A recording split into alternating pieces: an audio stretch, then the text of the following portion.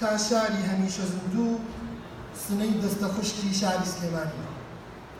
ئەمڕۆ قەدەرێکی ناوازە هەموومان پێکەوە کۆ دەکاتەوە لە ئاوها کۆنفرانسێکی زانستی ئابووریدا کە باشترین بەڵگەی پێکەوە هەڵکردن و کۆبوونە لەگەڵ یەکتر و هەڵکردنی ئاڵای هەماهەنگی بەردەوامانە نێوانماندا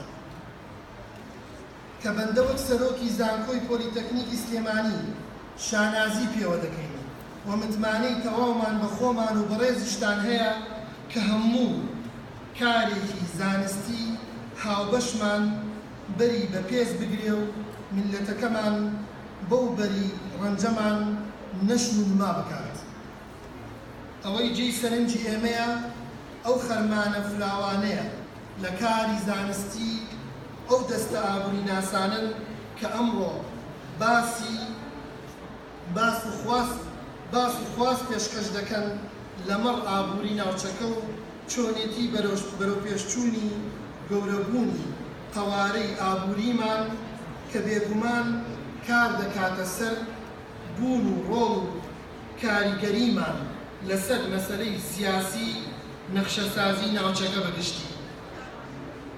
ئەوەی ئەمڕۆ بڕیارە لە قەوارە و بوون و ڕۆڵ و پێگەمان دەدات ئابووریمانە. بۆیە لێرەوە گرنگی ئەم کۆنفرانسەمان بۆ دەردەکەوێت کە دەبێتە بەردێکی بناغە و پتە و بۆ پێکهێنان و هەراشکردنی ئەم هەماهەنگیە پیرۆزەی ئەمڕۆ دەیبینی لە نێوان هەردوولانە کە بە خۆشحاڵیەوە ڕەنگدانەوەی برایەتی و دۆستایەتی دێرینی نێوان ئێمە و کۆماری ئیسلامی ئێرانە. ئەو برایەتیەی لە مێژوودا ڕەگ و ڕیشەی ڕەسەن و ڕەختی هەیە و هەمیشە بەشێک بووە لە پشت بە یەک ئەستوربوونمان و پاراستنی جۆر و شێوازی ئەو ئەهەماهەنگیە. ئێمە لای خۆمانەوە بە خۆشحاڵیەوە پارێزگاریکردن لەو پەیوەندیە بە بەشێک لە ئەرکی پیرۆزی مێژووی نەتەوایەتیمان دەزانین و ئەوەش لاپەڕەگەشەکانی مێژوومان پڕن لە هەڵوێستی پێکەوە ژیان و ئەمەک و وەفاداری لەگەڵ میلەتانی ناوچەکە بە تایبەتیش کۆماری ئیسلامی ئێران.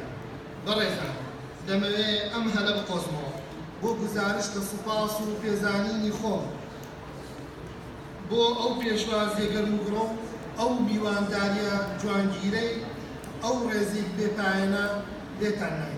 هەمیشە خۆمان لە جێگە پیرۆزەدا بە خانەخە زانین. دووبارە پیرۆزبایی لەم کۆنفرانسە زانستیە پیرۆزە دەکەم.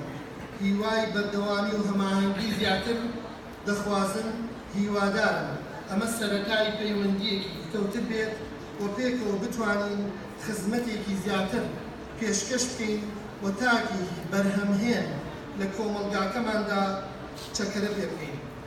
سوپاسی لژنەی باڵای ئامادەکاری کۆنفرانس دەکەین، سپاسی سەرۆکایەتی زانکۆی کوردستان دەکەین کە ئەمڕۆ لێرە هەموومان کۆ دەکاتەوە و هەر لێرەوە پێتان ڕادەگەین کە دووهەمین کۆنفرانسی زانستی هاوبەش لە نێوان زانکۆی کوردستان و زانکۆی پۆلیتەکنیکی سلێمانی داهاتوو لە شاری سلێمانی خۆشەویست دەبێت.